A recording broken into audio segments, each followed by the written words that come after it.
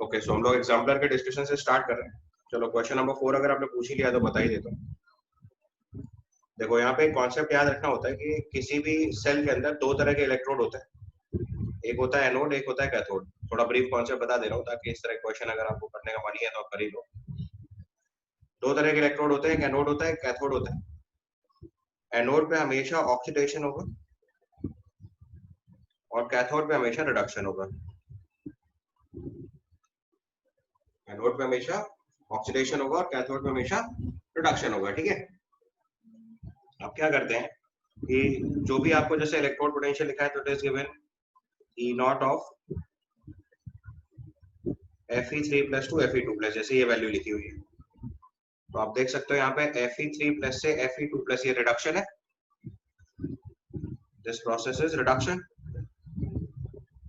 तो हम लोग इसको बोलते हैं standard reduction potential, standard reduction potential, इसको बोलते हैं स्टैंडर्ड रिडक्शन पोटेंशियल, ठीक है। अब अगर आपको किसी भी सेल की फिजिबिलिटी चेक करनी होती है तो यहाँ पे हम लोग चेक कर लेते हैं ई नॉट सेल पॉजिटिव, क्योंकि सेल का ईएमएफ पॉजिटिव होगा तो सेल हमारे लिए फिजिबल हो जाएगा, ठीक है। ई नॉट सेल पॉजिटिव अगर लिखेंगे तो सेल में भी feasible.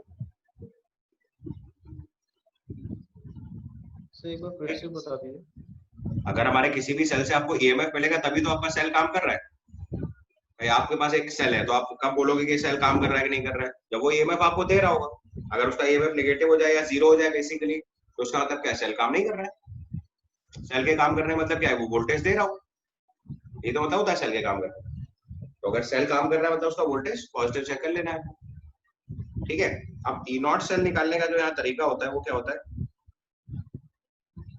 E naught of cathode minus electrode, anode कर देते हैं। मतलब जो कैथोड वाली रिएक्शन है उससे एनोड वाली रिएक्शन को सब्ट्रैक्ट कर देते हैं, ठीक है। क्लियर? अब देखो एग्जांपल से समझाता हूँ। थोड़ा तो है ही, क्योंकि हम आपको ऐसा कॉन्सेप्ट बता रहे हैं जिसका पूरा कॉन्सेप्ट नहीं पढ़ा है तब भी क्वेश्चन सॉल्व करने की कोशिश कर रहे हैं। इसलिए मैंने बोला था 12th में पूरा चैप्टर है इलेक्ट्रोकेमिस्ट्री, वहाँ पूरा कॉन्सेप्ट अप्लाई करेंगे तो आपको हर चीज बताओगे। अभी सिर्फ ब्रीफली आइडिया दे रहा हूँ, अगर किसी को थोड़ा आइडिया है तो ही कैन सॉल्व। कि एनोड और कैथोड दो इलेक्ट्रोड होते हैं, एनोड पे ऑक्सीडेशन होता है, कैथोड पे रिडक्शन होता है। एक बार जब भी कभी ई नॉट लिखा होगा तो आपको प्रोसेस देखना है। देखो Fe3+ Fe2+ है तो रिडक्शन है, तो इसको हम लोग स्टैंडर्ड रिडक्शन पोटेंशियल बोलते हैं। अगर ये ऑक्सीडेशन होता है तो इसी को स्टैंडर्ड ऑक्सीडेशन पोटेंशियल बोलते हैं, ठीक है। ई नॉट सेल निकालने के लिए कैथोड में से एनोड का इलेक्ट्रोड पोटेंशियल सब्ट्रैक्ट कर देते हैं। तो जैसे देखो सबसे पहली वाली रिएक्शन है, उसने बोला है कि Fe3+ और I- की रिएक्शन होगी या नहीं होगी ये बताना है आपको। Fe3+ और I- की रिएक्शन होगी या नहीं होगी आपको बताना है। तो Fe3+ की रिएक्शन से अगर हम बनाएंगे तो Fe2+ बनेगा और I- की रिएक्शन से बनाएंगे तो I2 बनेगा, ठीक है।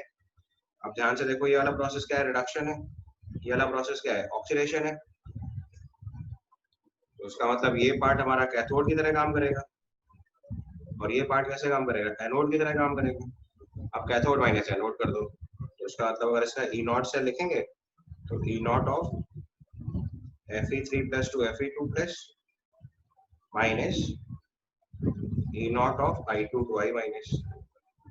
वैल्यू लगाओ, ये वैल्यू दे रखी है 0.77, ये वैल्यू दे रखी है -0.54। तो देखो पॉजिटिव वैल्यू आ रही है, इसका मतलब सेल फिजिबल है। इसका मतलब क्या हुआ? सेल फिजिबल है। चेक कर लो इस डेटा को एक बार। 0.77 में से 0.54 सब्ट्रैक्ट कर दो तो 0.23 देखो ये फिजिबल सेल है। तो ई नॉट सेल पॉजिटिव आ गया, अब इसको फिजिबल सेल बोल देंगे। अब एक बार ऐसे ही बाकी डेटा को अपने आप चेक करो लिख के थोड़ा सा। जैसे दूसरा पार्ट सॉल्व करना है, दूसरे पार्ट में लिख रखा है Ag+ और कॉपर, तो इसका मतलब सिल्वर का कराना है रिडक्शन, Ag बनेगा, कॉपर का कराना है ऑक्सीडेशन। अब ये कैसे पता चल रहा है? ऊपर देखो क्वेश्चन में गिवन है Ag+ से Ag दिया है, कॉपर से copper2+ दिया है, तो जो दिया है उसी में कन्वर्ट कराना है। Ag+ से Ag दिया है, copper2+ से कॉपर दिया है, I2 से I- दिया है, Fe3+ से Fe2+ दिया है, तो जो गिवन डेटा उसी से कंपेयर करना है, ठीक है। तो Ag से Ag+ से Ag बनाया, कॉपर से copper2+ बनाया। फिर से इक्वेशन देखो, ये वाला प्रोसेस क्या है? रिडक्शन। ये वाला प्रोसेस क्या है? ऑक्सीडेशन। तो ये हमारे लिए क्या हुआ? कैथोड। ये वाला पार्ट क्या हुआ? एनोड। अब क्या करना है? कैथोड माइनस एनोड, मतलब सिल्वर में से कॉपर वाली वैल्यू सब्ट्रैक्ट कर देनी है। तो उसका अगर ई नॉट से लिखेंगे जाएगा E naught of A G plus to A G. तो सिल्वर वाला डेटा दिया, उसमें से कॉपर वाला सेट सब्ट्रैक्ट कर दो, E naught of copper two plus to copper. तो देखो 0.8 वैल्यू दे रखी है और एक 0.34 दे रखा है। वैल्यू आ जाएगी 0.8 माइनस 0.34, वो पॉजिटिव वाली 0.46 वोल्ट। ये भी फीजिबल हो गया। इसका भी देखो ई नॉट सेल पॉजिटिव आ रहा है, मतलब फीजिबल हो रहा है। ठीक है, समझ में आई बात? हाँ, सेल इज फीजिबल नहीं, रिएक्शन इज फीजिबल। जब तक वो केमिकल रिएक्शन नहीं होगी तब तक सेल कैसे काम करेगा? सेल के काम करने में मतलब वो केमिकल रिएक्शन काम करनी चाहिए। ठीक है, अब ऐसे एक दो पार्ट अपने आप करके देखो तो आपको थोड़ा कॉन्फिडेंस आ जाएगा। थर्ड पार्ट चेक कर लो इसी तरीके से। थर्ड पार्ट में देखो क्या लिख रखा है? आयरन दे रखा है Fe3+, कॉपर दे रखा है, कॉपर 2+ में कन्वर्ट होगा, आयरन 3+ में कन्वर्ट होगा, सॉरी आयरन 2+ में कन्वर्ट होगा। तो देखो ये प्रोसेस अब की बार रिडक्शन है, ये ऑक्सीडेशन है। तो इसको कैथोड की तरह ट्रीट करेंगे, इसको एनोड की तरह ट्रीट करेंगे। अब कैथोड में से एनोड घटा दो, तो ई नॉट सेल क्या लिखेंगे? E naught of Fe3+ to Fe2+ minus E naught of copper 2+ to copper. ये वैल्यू दे रखी है 0.77, ये दे रखी है 0.34। तो देखो ये भी पॉजिटिव वैल्यू आ रही है।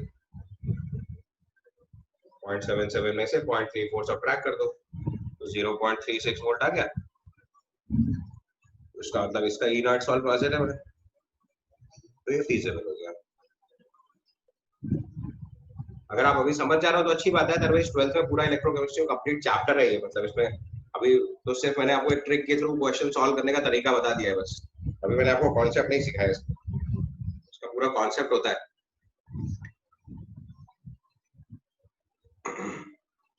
कौन कितने इलेक्ट्रॉन लेगा ये सब नहीं देखना है अभी आपको।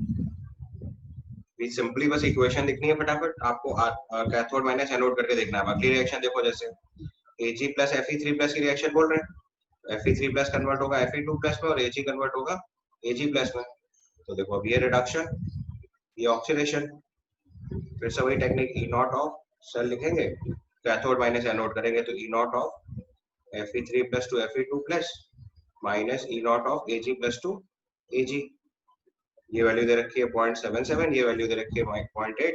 तो देखो माइनस 0.03 वोल्ट आ गया, ई नॉट सेल नेगेटिव आ गया, मतलब नॉन फीजिबल। ये कॉन्सेप्ट है, करना बहुत सीधा सा है, कुछ बहुत टेक्निकल नहीं है। बट ये है कि इसका कॉन्सेप्ट अभी नहीं पढ़ा है, तो इसलिए आप कह सकते हो कि आपको पूरी बात नहीं समझ आएगी। बट ये क्वेश्चन सॉल्व करना है तो यू कैन। तो अभी जो चैप्टर में क्वेश्चन डाला गया है वो सिर्फ इसी बेसिस पे डाला गया है कि आप ऑक्सीडेशन रिडक्शन प्रेडिक्ट कर लो और फिर कैथोड माइनस एनोड सब्ट्रैक्ट करते जाओ। इसी तरीके से अगर आप चाहो तो क्वेश्चन नंबर 3 भी कर सकते हो। सर ऊपर वाले 0.43 होगा ना? यहाँ पे सर ये 0.77 माइनस 0.34 गलत कर दिया क्या? Yes, sir. सही कर। हाँ तो पॉजिटिव, बस हमें तो पॉजिटिव नेगेटिव चेक करना है, वैल्यू से फर्क नहीं पड़ता। Yes sir. कितना 0.43 आ रहा है? Yes, sir. हाँ तो 0.43 यस Yes, sir. उसको 0.43 लिखो, कोई इसमें ऐसे दिक्कत वाली बात नहीं। राइट एट 0.43, ठीक है। अब ऐसे ही क्वेश्चन नंबर 3 देखो, it's given E naught value of some redox couples are given below, on the basis of this choose the correct option. और फिर से देखो इसमें भी क्या पूछा है, copper will reduce Br minus, copper will reduce Ag plus, copper will reduce I minus, copper will reduce Br2। तो मतलब आप सबकी इक्वेशन लिख लो, जिस केस में भी E नॉट पॉजिटिव आ जाएगा बस वो रिएक्शन फीजिबल होगी, यानी वो काम हो रहा होगा। बिल्कुल इसी तरह का क्वेश्चन है, आप एक बार अपने आप ट्राई करके देखो फटाफट जल्दी से।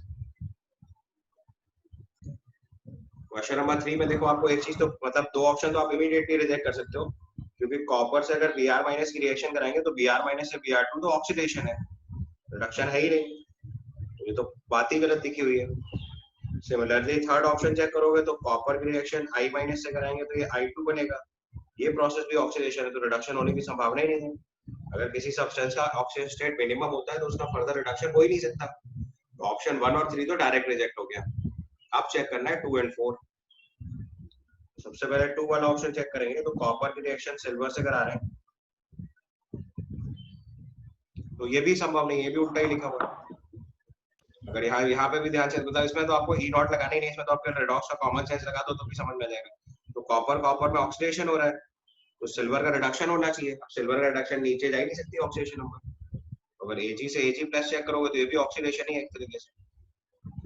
तो दोनों ऑक्सीडेशन पॉसिबल ही नहीं होते किसी रिएक्शन, एक ऑक्सीडेशन होता है, एक रिडक्शन होता है। दोनों ऑक्सीडेशन है। आप देखो ऑप्शन 1, 2 और 3 तीनों ऑप्शन में दोनों ऑक्सीडेशन ही लिखे हुए हैं। कॉपर का अगर ऑक्सीडेशन होगा तो दूसरे सब्सटेंस का भी आपको ऑक्सीडेशन लिखना पड़ रहा है। तो ये तो आप अपने आप बता सकते हो कि किसी भी केमिकल रिएक्शन में दोनों ऑक्सीडेशन होते ही नहीं है। समझ गए ना? तो इसमें तो ई नॉट का कुछ करना ही नहीं पड़ेगा। फिर भी अगर आप चेक करना चाहते हो तो लास्ट वाली रिएक्शन चेक कर लो।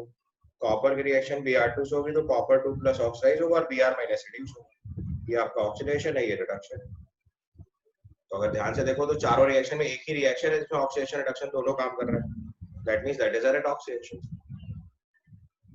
समझ आई बात? तो अगर हम इसका ई नॉट लिखेंगे, अगर लिखना है इसका ई नॉट सेल तो अब लिख लो। जो इसका कैथोड वाला पार्ट है 1.9 है और एनोड वाला पार्ट है 0.34। तो देखो ये वैल्यू पॉजिटिव आ जाएगी 1.56 वोल्ट।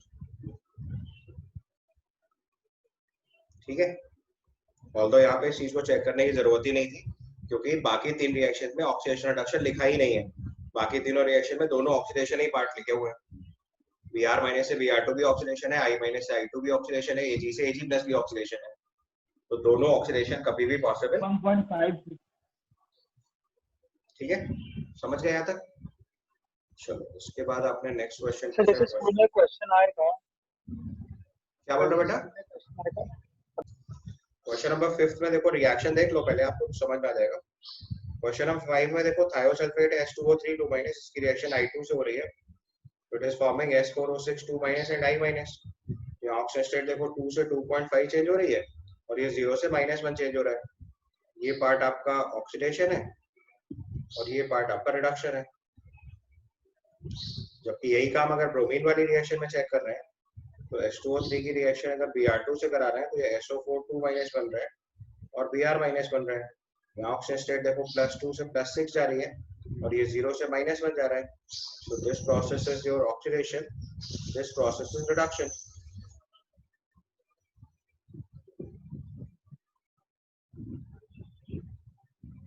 ठीक है, तो आप देखो यहाँ पे ऑक्सीडेशन नंबर चेंज हो रहा है 2 से 2.5 और यहाँ ऑक्सीजन स्टेट चेंज हो रहा है 2 से 6। इसका मतलब Br2 is stronger oxidizing agent।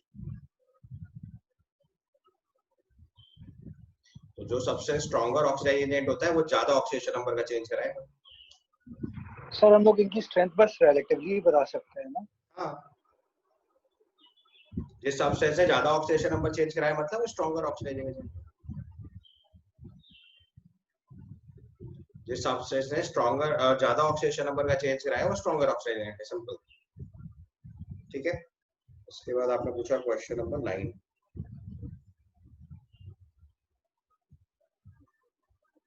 Question number लिखा है the largest oxidation number exhibited by an element depends on the outer electronic configuration. Which of the following outer electronic configuration of the element will exhibit the highest oxidation number? Highest oxidation number मतलब जिसके पास maximum electron gain या loss करने का capacity होगा। इसमें सबसे ज्यादा electron loss करने की कैपेसिटी किसकी है? 3d5 4s2। सर SPDF पता नहीं है। हाँ कोई बात नहीं, नंबर ऑफ इलेक्ट्रॉन तो गिन पा रहे हो। पहले वाले के पास 3 इलेक्ट्रॉन लॉस करने वाले की कैपेसिटी है, दूसरे वाले के पास 5, तीसरे वाले के पास 6, चौथे वाले के पास 7। आंसर लास्ट वाला कॉन्फ़िगरेशन लिखा हुआ एक्चुअली में मैग्नीज का होता है, नहीं तो अभी स्ट्रक्चर ऑफ एटम में सीखेंगे। अदरवाइज सिर्फ आपको नंबर ऑफ इलेक्ट्रॉन गेन या लॉस ही तो चेक करना है। तो उसके पास 7 इलेक्ट्रॉन है वैलेंस शेल में, यही मैक्सिमम इलेक्ट्रॉन लॉस कर सकते हैं। सर एक बार सिंबल्स का मीनिंग बता दीजिए। सिंपल का मतलब ये होता है कि जैसे आप शेल में इलेक्ट्रॉन लिखते हो, third is shell, D is sub shell. तो आपको डी और एस तो देखना ही नहीं ना, आप तो उसने बोला वैलेंस शेल के इलेक्ट्रॉन लिखे हुए हैं। तो ऑक्सीडेशन मतलब क्या होता है? Loss of electron. सबसे ज्यादा हायर ऑक्सीजन स्टेट कौन शो कर पाएगा? जो सबसे ज्यादा इलेक्ट्रॉन लॉस कर पाएगा। सबसे ज्यादा इलेक्ट्रॉन लॉस कौन करेगा, इस पास सबसे ज्यादा होंगे, तो मैग्नीज जो है यहाँ से 7 इलेक्ट्रॉन लॉस कर सकता है और 3d 0 और 4s 0 तक पहुंच जाएगा, सारे इलेक्ट्रॉन लॉस कर देगा, तो ऑक्सीजन स्टेट 0 से +7 तक पहुंच जाएगा। हाईएस्ट ऑक्सीजन स्टेट 8 तक आ सकती है मैक्सिमम, 8 वाला केस नहीं है तो 7 वाला मार्क कर देंगे। ठीक है, इसके बाद क्वेश्चन नंबर 14।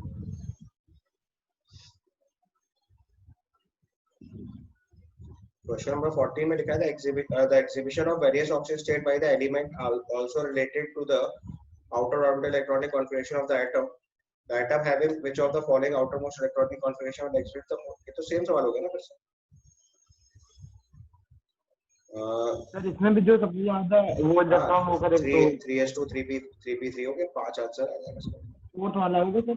हां फोर्थ ओके चलेगा बड़ा। क्वेश्चन नंबर 14 में भी सेम लॉजिक अप्लाई कर दो। 3s2 3p3 के पास 5 इलेक्ट्रॉन लॉस करने की कैपेसिटी है, तो हाईएस्ट ऑक्सीडेशन नंबर इसी में है। ठीक है, उसके बाद आपने पूछा 16 लिखा है which of the following electrode will act as an anode when connected to the standard hydrogen electrode। तो इसका भी वही लॉजिक है, जिसका इलेक्ट्रोड पोटेंशियल नेगेटिव होगा वो एनोड की तरह काम करेगा। क्योंकि हम लोग अभी ई नॉट सेल कैसे निकाल रहे थे, ई नॉट कैथोड माइनस एनोड।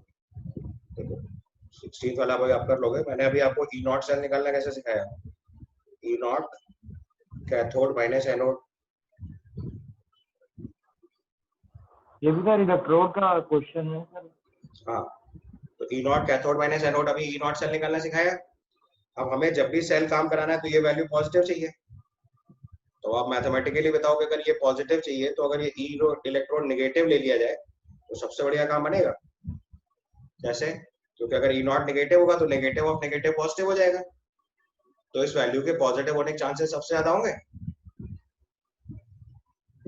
बताओ, मैथ्स लगाओ तुम तो, उसमें बिल्कुल सोचो ही मत केमिस्ट्री में क्या लिखा हुआ है। हमारे पास एक इक्वेशन लिखी है z = x - y, तो अगर y की वैल्यू नेगेटिव होगी तो z के पॉजिटिव होने के चांस सबसे ज्यादा है। यस क्योंकि अगर ये इलेक्ट्रोड पॉजिटिव होगा तो कुछ सब्ट्रैक्ट करोगे तो हो सकता है नेगेटिव आ जाए, बट अगर ये नेगेटिव ले लो तो हमेशा पॉजिटिव आएगा कंफर्म। समझ आ गई बात? नहीं तो एनोड किसका सिलेक्ट करेंगे, जिसका ई नॉट नेगेटिव हो।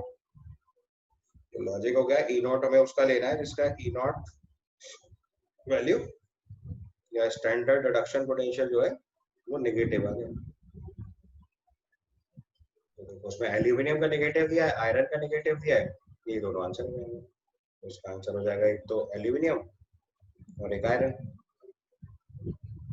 उसको दो आंसर आ जाएंगे, तो first one is aluminium and the second one is iron। ठीक, क्लियर यहाँ तक? इसके बाद आपका नेक्स्ट क्वेश्चन आपने लिखा 12th भी बताना है क्या? 12th में लिखा है which of the following statement is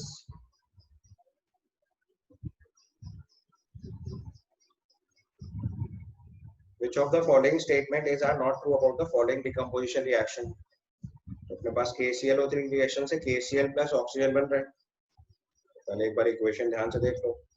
तो 2KClO3 gives KCl plus O2। तो क्लोरीन का ऑक्सीजन स्टेट देखो, यहाँ +5 है, ऑक्सीजन -2 है। यहाँ क्लोरीन का ऑक्सीजन स्टेट -1 है, ऑक्सीजन 0 है। अगर ऑक्सीडेशन नंबर के चेंज से देखो तो +5 से -1 जा रहा है, ये तो हुआ रिडक्शन, और ये -2 से 0 जा रहा है, ये हुआ ऑक्सीडेशन। ऑक्सीडेशन हो गई,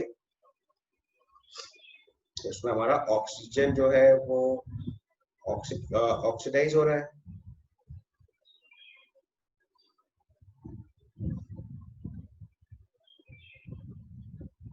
जो the following statement is not true पूछा है। पहला आंसर हो गया पोटेशियम अंडरगोज ऑक्सीडेशन, ये गलत हो गया, तो एक आंसर। क्लोरीन अंडरगोज ऑक्सीडेशन, ये भी गलत हो गया। ऑक्सीजन इज रिड्यूस्ड, ये भी गलत हो गया, तो 1 2 3 आंसर हो गया। And none of the species undergoing oxidation reduction, ये भी आंसर हो गया। 4 चारों आंसर हो गया इसका। इसका अगर आंसर लिखना होगा, कुछ ना पूछा नॉट करेक्ट, क्वेश्चन पढ़ो ध्यान से। इट्स आस्क्ड नॉट ट्रू, तो आपको वो आंसर लिखना है जो करेक्ट नहीं है, तो उसके चारों स्टेटमेंट इनकरेक्ट लिखेंगे, उसका आंसर आ जाएगा 1 2 3 4। समझ आया? क्योंकि इसका जो करेक्ट आंसर है वो क्या है, अगर इसका करेक्ट फॉर्म लिखना है तो करेक्ट क्या है, क्लोरीन का ऑक्सीडेशन, क्लोरीन का रिडक्शन हो रहा है और ऑक्सीजन का ऑक्सीडेशन हो रहा है। क्लोरीन का रिडक्शन हो रहा है और ऑक्सीजन का ऑक्सीडेशन। ऑक्सीजन का ऑक्सीजन स्टेट -1 से 0 जा रहा है तो ऑक्सीडेशन है, और क्लोरीन का ऑक्सीजन स्टेट +5 से -1 आ रहा है, ये रिडक्शन। ठीक है सर लेकिन सर आंसर सर 1 और 4 स्टार दिए हैं ओनली। आंसर क्या दिया है? सर फर्स्ट और फोर्थ वाला सर। वही आंसर दिया केवल। क्वेश्चन नंबर 19 देखो, लिखा है PbO and PbO2 reacts with HCl undergoing the following chemical reaction equations. Why do their compounds differ in their reactivity? तो दोनों की ऑक्सीडेशन में डिफरेंस है, ध्यान से देखो। पहले ऑक्सीजन स्टेट चेक करो। क्वेश्चन नंबर 19 में PbO में ऑक्सीजन स्टेट लाइट +2, इसकी रिएक्शन HCl से हो रही है, तो देखो PbCl2 बन रहा है और वाटर बन रहा है। तो देखो इसकी ऑक्सीजन स्टेट ऑफ लाइट में कोई चेंज नहीं है, so it's a not a redox reaction। जबकि दूसरी रिएक्शन में देखोगे PbO2, यहाँ लाइट का ऑक्सीजन स्टेट +4 है, तो जब ये ऑक्सीजन HCl से रिएक्ट कर रहा है तो रेडॉक्स रिएक्शन हो रही है। PbCl2 + Cl2 + वाटर, ये ऑक्सीजन स्टेट -1 है, ये देखो +2 और ये 0 है। तो ध्यान से देखो, ये प्रोसेस हुआ रिडक्शन का और ये प्रोसेस हुआ ऑक्सीडेशन का। ये वाली रिएक्शन रेडॉक्स रिएक्शन है। सर इस रिएक्शन में डिफरेंस क्या हुआ, PbO2 इज ऑक्सीडाइजिंग एजेंट।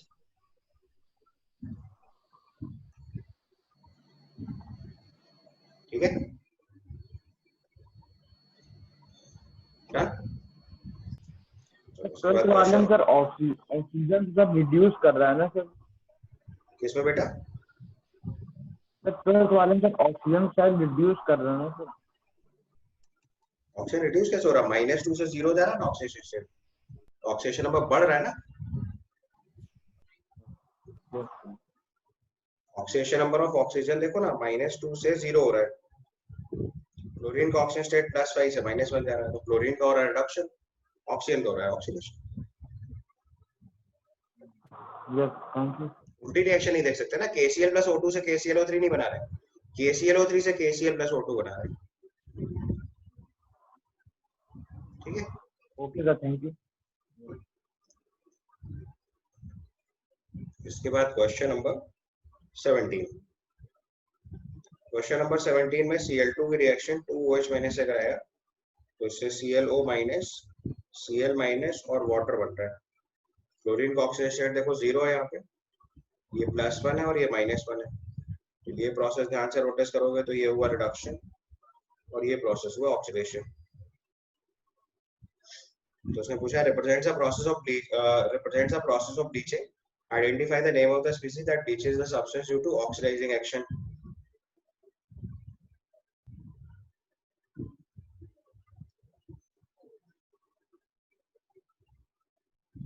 तो ऑक्सीडाइजिंग एक्शन की वजह से Cl2 से Cl- बन रहा है, तो ये Cl2 का ऑक्सीडाइजिंग एक्शन हुआ, या फिर ClO- भी ब्लीचिंग एक्शन होगा। सर ये तो डिस्प्रपोर्शन। हाँ डिस्प्रपोर्शनेशन रिएक्शन है, बिल्कुल सही सर, रिएक्शन डिस्प्रपोर्शनेशन। बट उसने पूछा इनमें से कौन कौन से सब्सटेंसेस ब्लीचिंग कर सकते हैं अपने ऑक्सीडेशन एक्शन की वजह से, तो Cl2 से Cl- बन रहा है, ये ऑक्सीडेशन प्रोसेस है, और यहाँ एक और सब्सटेंस है ClO-, ये भी ऑक्सीडेशन प्रोसेस दिखा सकते हैं। ये दो ऑक्सीडेशन प्रोसेस हैं, ये दोनों ब्लीचिंग एक्शन शो कर सकते हैं। तो क्लोरीन और OCl- को बोलते हैं हाइपोक्लोराइड आयन। अपना 10th क्लास में सब्सटेंस पढ़ा होगा ब्लीचिंग पाउडर, ब्लीचिंग पाउडर में OCl- आयन ही होता है। हाँ सर कैल्शियम ऑक्सीक्लोराइड। तो हाइपोक्लोराइड आयन जो है ये भी ब्लीचिंग एक्शन शो करता है। तो क्लोरीन और हाइपोक्लोराइड आयन ये दोनों जो है ब्लीचिंग एक्शन शो करेंगे। ठीक है सर क्लोरीन का Cl- में सर ऑक्सीडेशन कैसे हो रहा है? यार ऑक्सीडेशन नंबर 0 से -1 हुआ, अभी तक तुम यही नहीं समझ पा रहे हो। ऑक्सीडेशन नंबर नहीं नहीं सॉरी, क्लोरीन ऑक्सीडाइजिंग एजेंट की तरह काम करेगा, ऑक्सीडेशन नहीं लिखा है मैंने, एक मिनट, उसने बोला है ना कि ऑक्सीडाइजिंग एक्शन की वजह से कौन सा होगा, यहाँ ऑक्सीडेशन नहीं लिखना है, प्रोसेस तो दोनों रिडक्शन ही है, बट ये ऑक्सीडाइजिंग एजेंट है, क्योंकि जो ऑक्सीडाइजिंग एजेंट होगा वही तो ऑक्सीडेशन कराएगा दूसरे सब्सटेंस का। क्वेश्चन पढ़ो ध्यान से, उसने पूछा हुआ है the substance which bleaches the substance due to oxidation action, तो जो ऑक्सीडेशन एक्शन शो करेगा उसका खुद का तो रिडक्शन होगा ना, तो यहाँ पे Cl2 और यहाँ पे ClO माइनस, ये दोनों ऑक्सीडाइजिंग एजेंट है, ऑक्सीडेशन नहीं लिख रहे हैं, ऑक्सीडाइजिंग एजेंट है तभी तो अपना ब्लीचिंग एक्शन ऑक्सीडेशन की वजह से शो करेंगे। Cl2 to Cl minus is reduction, ClO minus to Cl minus is also reduction, that's why Cl2 and ClO minus are oxidizing agents। Bleaching action अपनी oxidation action की वजह से दिखाना है, तो जब वो ऑक्सीडेशन एक्शन दिखाएंगे तो दूसरे सब्सटेंस को ऑक्सीडाइज करेंगे, अपना तो रिडक्शन करेंगे ना। बट सर ClO माइनस भी तो वो है रिएक्टर, सॉरी प्रोडक्ट, तो ClO माइनस Cl माइनस कैसे जा रहे हैं? वो दो अलग, उसने पूछा ना इस रिएक्शन में represents the process of bleaching, identify and the name the species that bleaches the substance due to its oxidation action, तो इसमें आपको वो सब्सटेंस लिखने हैं जो ब्लीचिंग कर सकते हैं अपने ऑक्सीडेशन एक्शन की वजह से, तो एक Cl2 कर सकता है, वो Cl माइनस कर सकता है। आपको इस रिएक्शन में ऑक्सीडेशन रिडक्शन नहीं प्रेडिक्ट करना है, उसने बोला इस रिएक्शन में जो सब्सटेंसेस लिखे हैं आपको उनमें से बताना है कि कौन कौन से सब्सटेंसेस अपना ब्लीचिंग एक्शन शो कर सकते हैं, तो एक आंसर तो Cl2 है जो Cl माइनस में कन्वर्ट हो सकता है, दूसरा आंसर ClO माइनस भी ले सकते हैं, वो भी Cl माइनस में बाद में कन्वर्ट हो सकता है, क्योंकि यहाँ ऑक्सीजन स्टेट +1 है ना, देखो ध्यान से, क्लोरीन से भी higher oxygen state, ClO minus तो क्लोरीन से भी अच्छा ऑक्सीडाइजिंग एजेंट है, ठीक है। तो उसमें पूछा है कि कौन कौन से सब्सटेंसेस ब्लीचिंग एक्शन शो कर सकते हो, तो आपको मैंने बताया ना, आपने ब्लीचिंग पाउडर पहले ही पढ़ा हुआ है, उसका मेन कंपोनेंट क्या होता है, हाइपोक्लोराइड है, तो क्लोरीन लिख सकते हैं और हाइपोक्लोराइड लिख सकते हैं, दो सब्सटेंसेस हैं जो ब्लीचिंग शो कर सकते हैं, ठीक है। इसके बाद आपने पूछा क्वेश्चन नंबर 26 में लिखा है balance the following ionic species, इसमें क्या बताऊं बेटा, कौन सी नहीं बैलेंस कर पा रहे बताओ। 32 पूछा है, 25 में देख लो कोई भी एक ऑक्सीडेशन रिडक्शन रिएक्शन चेक कर लो, आपको समझ में आएगा, जैसे यहाँ -1 है, ये +5 है, ये 0 है, ये इधर ऑक्सीडेशन स्टेट निकालोगे तो ये आ जाएगा +1, तो नाइट्रोजन का ऑक्सीडेशन स्टेट +5 से +1 गया रिडक्शन, क्लोरीन का ऑक्सीडेशन स्टेट -1 से 0 गया ऑक्सीडेशन, फिर ऑक्सीजन रिडक्शन, ऐसे सब चेक कर लेना। उसके बाद क्वेश्चन नंबर 32 में लिखा है redox couple is a combination of oxidized and reduced form of a substance involved as an oxidation और रिडक्शन हाफ सेल, ये भी वही बात हो गई, मैंने अभी आपको बताया ना, सेल के अंदर जो ऑक्सीडेशन पार्ट होता है उसको ऑक्सीडेशन हाफ सेल बोलते हैं, जो रिडक्शन वाला पार्ट होता है उसको रिडक्शन हाफ सेल बोलते हैं। In the representation of E0 of Fe3 plus 2 Fe2 plus and copper 2 plus 2 copper, Fe3 plus 2 Fe2 plus and copper 2 plus 2 copper are redox couple।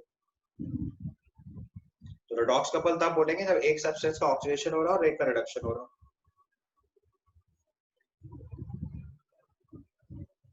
redox couple तब बोलते हैं जब एक सब्सटेंस का oxidation एक substance का रिडक्शन हो रहा हो, तो आपको अभी मैंने इसका इलेक्ट्रोड पोटेंशियल डेटा चाहिए होगा, ऐसे नहीं कर पाओगे। क्वेश्चन नंबर 32 सॉल्व करने के लिए देखो कॉन्सेप्ट क्या है, कॉपर की रिएक्शन अगर हम Fe3+ से करा रहे हैं और ये Fe2+ और कॉपर 2+ बन रहा है, तो देखो ये ऑक्सीडेशन हाफ है, ये रिडक्शन हाफ है, ठीक है। अब अगर ये रिडॉक्स रिएक्शन फीजिबल होगी तो you can say it is a redox couple. तो अभी हम लोगों ने क्वेश्चन नंबर 4 में देखो इसका डेटा सॉल्व किया था, अगर आपको याद हो तो। क्वेश्चन नंबर 4 में ये डेटा गिवन था, Fe2+ से Fe का डेटा गिवन था और कॉपर से कॉपर 2+ का डेटा गिवन था। तो अगर इसका E0 से लिखेंगे तो it is E0 of Fe3+ to Fe2+ minus E0 of copper 2+ to copper. Question number 4 का डेटा यूज कर लो, this is 0.77 minus 0.34, value 0.43 volt आ रहा था, उसका मतलब it is a redox couple. ये डेटा चाहिए होगा क्वेश्चन सॉल्व करने के लिए। So redox couple is a combination of oxidized and reduced form of substance involved in oxidation or reduction half cell। वो चीज हो गई। In the representation of E0 of this and this, Fe3+ to Fe2+ and copper 2+ to copper are the redox couples। तो मैंने आपको redox couple लिख के दिखा दिया। इसका ई नॉट शेल अगर पॉजिटिव आ जा रहा है तो that means it is a feasible cell. Sir ये वैल्यू तो गिवन होगी ना 0.77 ये जो है अगर क्वेश्चन है। ये क्वेश्चन में गिवन होगा। ओके एनसीईआरटी में सर, ऐसे सवालों के लिए वो बोलते हैं कि बुक में जो टेबल दी है वो डायरेक्ट यूज कर लो। ठीक है सर। एग्जाम में क्वेश्चन आएगा तो वो दोनों वैल्यूज लिख के दी जाएगी। 0.43 वोल्ट आ जाएगा, so it is a feasible cell. Feasible cell है मतलब इनको यूज करके हमें रेडॉक्स कपल बना सकते हैं। ठीक है, फिर आपने पूछा 34 में लिखा on the basis of standard electrode potential value suggest which of the following reaction would takes place.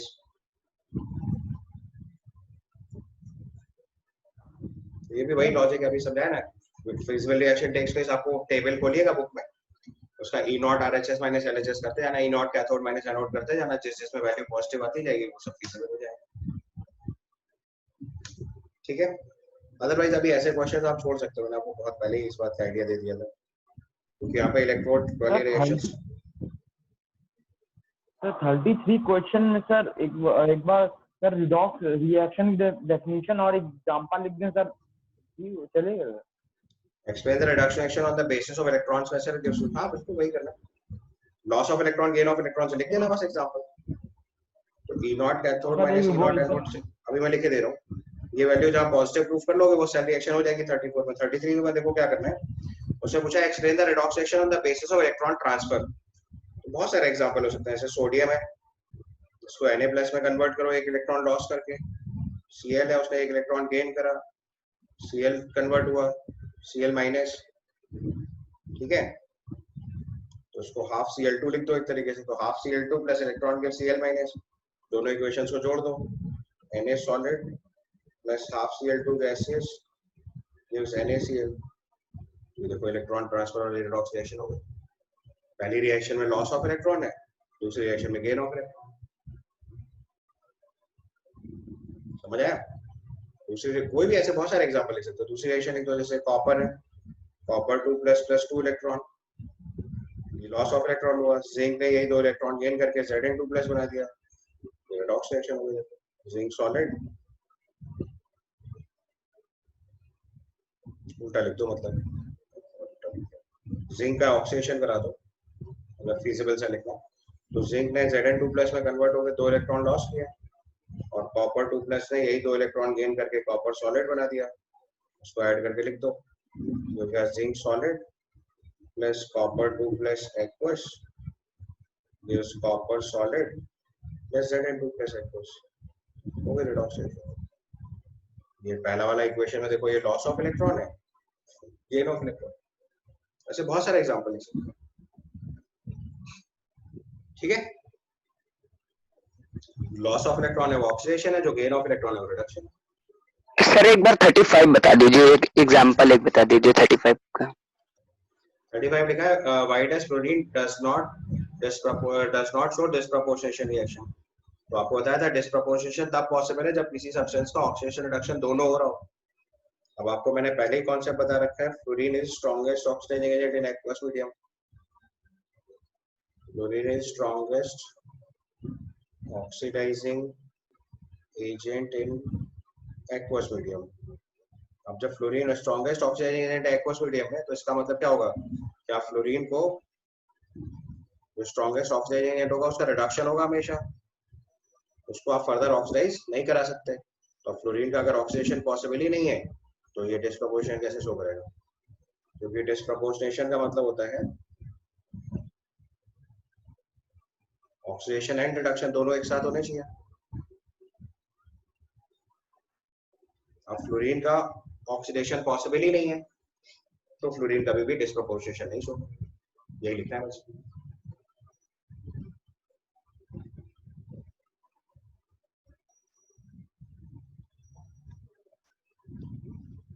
समझ गए?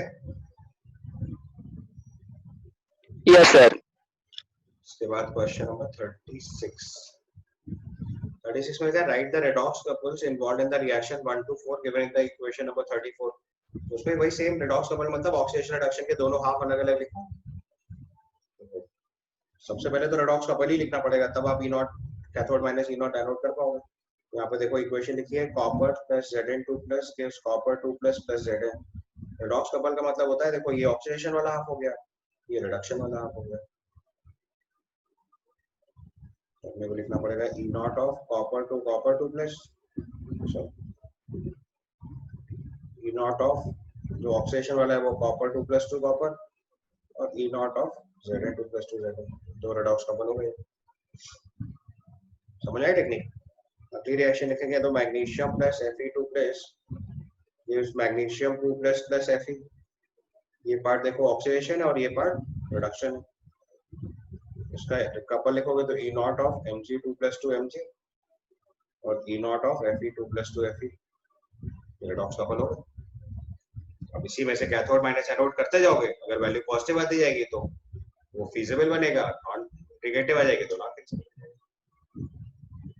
उसने पूछा ना suggest which of the following reactions would takes place, तो केवल वही रिएक्शंस टेक्स प्लेस बनेगी जिनमें E नॉट सेल आपका पॉजिटिव आता है।